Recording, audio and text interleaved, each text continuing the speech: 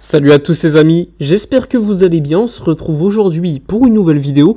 On va parler du Barça, de l'actualité mercato, puisque évidemment beaucoup de choses se déroulent en ce moment même à Barcelone. Donc on va revenir sur toutes les infos, puisque de nouvelles infos sont tombées lors de ce week-end.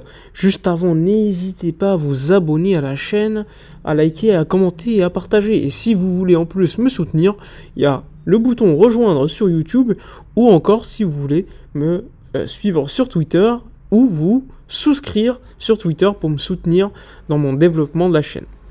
Allons-y pour la vidéo de la journée, c'est parti, on va évoquer le mercato. Alors tout d'abord, on met de côté le fait que le Barça aujourd'hui avec le deal Guido Rodriguez, ça serait off, donc pas de deal avec l'Argentin qui devait venir si Xavi avait été confirmé par Laporta de manière définitive. Finalement, bon, ça n'a pas été le cas, Xavi est parti, et donc le deal Guido Rodriguez, avec lequel on avait donc un accord jusqu'au 31 mai, eh bien le deal est complètement off, puisque Hansi Flick ne compte pas sur un joueur de ce profil-là. Donc ça, on le met déjà de côté. Ensuite, le Barça, comme vous le savez, est en recherche d'un milieu de terrain. Un milieu de terrain double pivot, qui a quand même beaucoup de qualité au niveau défensif, etc., etc. Et donc, il y a beaucoup de noms qui sortent. On vous avait évoqué le nom de Mikel Merino, le joueur de la Real Sociedad. Et hier, il y a un nouveau nom qui est arrivé sur la table. Il s'agit du nom de Stiller, le joueur de Stuttgart, qui a comme agent, évidemment, Pini Zahavi.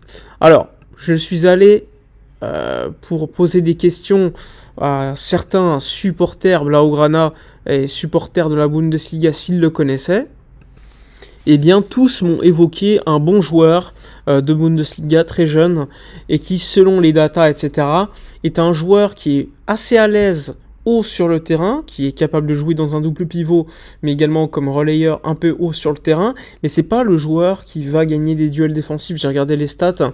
C'est un joueur qui a des duels gagnés, etc., au niveau d'un joueur comme De Jong ou de Gundogan. Donc c'est pas le profil du numéro 6 ou du double pivot défensif qu'on aime et que le Barça cherche actuellement. Mais en tout cas, selon les médias catalans, médias allemands, Stiller est bien un joueur qui est sur la table des négociations et qui est beaucoup apprécié par Hansi Flick. Évidemment, vu qu'Hansi Flick est arrivé, tu as un marché allemand qui est déjà beaucoup plus intéressant pour le club, qui s'intéresse à beaucoup plus de joueurs allemands et de la Bundesliga.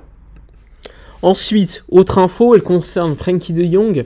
Hier, donc un peu tard dans la nuit, on a appris après le match des Pays-Bas, le match amical remporté 4-0, que Frenkie de Jong, qui devait manquer peut-être 1 ou 2 matchs à l'Euro, eh bien finalement, il est out pour toute la compétition suite à sa blessure à la cheville, blessure qu'il a eu lors du dernier Classico, mais également juste avant, quelques semaines avant, il avait été blessé à cette nouvelle cheville, donc il était de retour et il s'est blessé lors du Classico après un coup avec Valverde, donc il n'avait pas eu beaucoup de chance, et finalement, on espérait le voir à l'Euro et ce ne sera pas le cas. Un De Jong qui va donc retourner à Barcelone.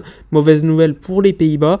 Et donc le joueur va se préparer pour la saison prochaine à Barcelone en espérant qu'il soit donc dans de meilleures conditions. Il ne voulait pas prendre de risques vu qu'il n'avait pas des sensations positives par rapport à sa cheville.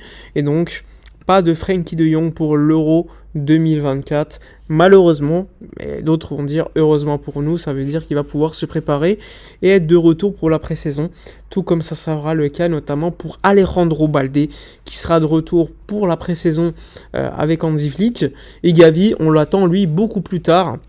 On parle du mois d'octobre, voire du mois de novembre, pour qu'il soit vraiment remis à 100% de sa blessure des ligaments croisés, mais également un petit peu le ménisque. Donc un Gavi qui est, on le voit sur pas mal d'images, s'entraînant à la Ciutat Deportiva, tout comme Balde, et donc un Gavi qui nous a manqué et qui va évidemment encore nous manquer quelques mois avant son retour au mois de novembre-décembre pour le joueur espagnol.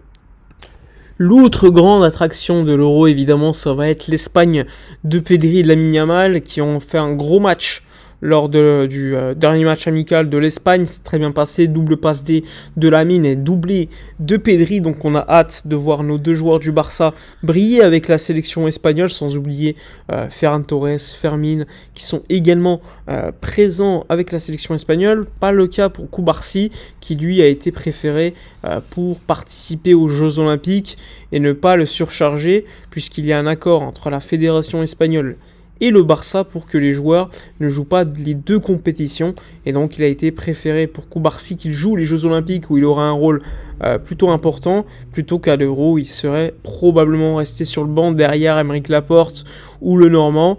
Donc la décision a été prise. Je pense que c'est une sage décision, même si j'aurais préféré le voir à l'Euro plutôt qu'au JO, parce que ça aurait signifié un retour beaucoup plus prompt pour la pré-saison sous Hansi Flick. Ensuite, alors, concernant les autres informations de la journée, on a eu une info concernant Serginho Dest qui avait une option d'achat au PSV fixée à 10 millions d'euros, mais suite à sa blessure des ligaments croisés, eh bien, le PSV ne voulait pas lever cette option, alors qu'il voulait le faire au départ. Et donc, le PSV veut toujours garder le joueur, mais à des conditions économiques beaucoup plus favorables, et donc probablement un deal qui aura lieu dans l'été, durant l'été, peut-être à 5 millions d'euros environ. Je ne serais pas surpris que cela arrive, même si le Barça ne veut pas perdre de l'argent. C'est pas impossible que cela arrive, sachant que le joueur, lui, veut rester au PSV. Donc, si la blessure n'avait pas été arrivée, il serait déjà là-bas. Donc, c'est malheureusement le cas pour Dest, qui va devoir attendre le mois de janvier prochain pour rejouer. Et d'ici là, probablement, le PSV va l'acheter cet été pour un prix assez intéressant pour eux, parce que c'est un joueur qui a fait une grande saison au PSV, et 5 millions d'euros pour un international, même américain, qui ferait une belle saison au PSV, ça reste assez intéressant. Il y a également le cas Sergi Roberto, qui selon Matteo Moretto, eh bien le Barça lui avait demandé d'attendre jusqu'à août, puisque les priorités, c'est les inscriptions de certains contrats, comme Hector Fort qui a prolongé, comme Baldé, comme Gavi, etc., etc. Eh bien, Sergi Roberto, pour l'instant, négocie également avec d'autres clubs en Europe au cas où, sachant que tu as des clubs comme Gérone qui étaient très intéressés, mais Gérone ne veut pas attendre le mois d'août pour régler le problème. Soit Sergi Roberto décide rapidement et part à Gérone ou ailleurs, soit il va attendre le mois d'août, et là le Barça, évidemment, pourra l'inscrire s'il réussit tout d'abord à inscrire les autres joueurs, les autres contrats, Victor Roque, etc., et dans ce cas-là, Sergi Roberto n'a pas de garantie d'être inscrit.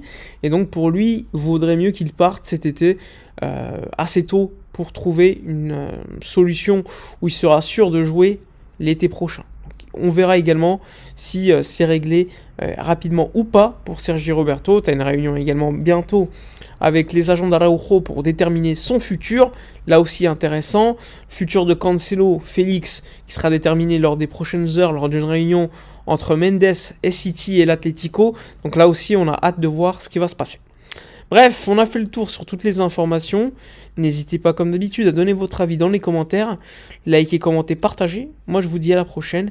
Et d'ici là, comme d'habitude, portez-vous bien.